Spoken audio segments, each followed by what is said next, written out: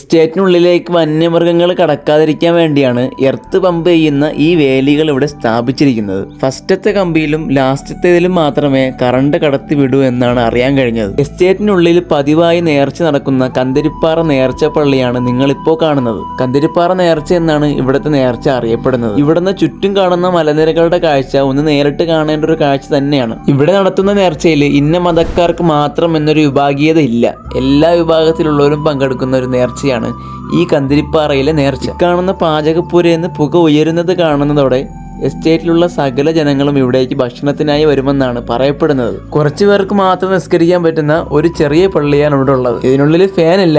കാട്ടിനുള്ളിലാകുമ്പോൾ ഫാനിന്റെ ആവശ്യമില്ലല്ലോ, അതുകൊണ്ടാവും ഇങ്ങനെ. ഈ പേരിലുള്ള ഒരു മുസ്ലിം സൂഫി വര്യൻ ഇവിടെ താമസിച്ചിരുന്നതായാണ് വിശ്വാസം.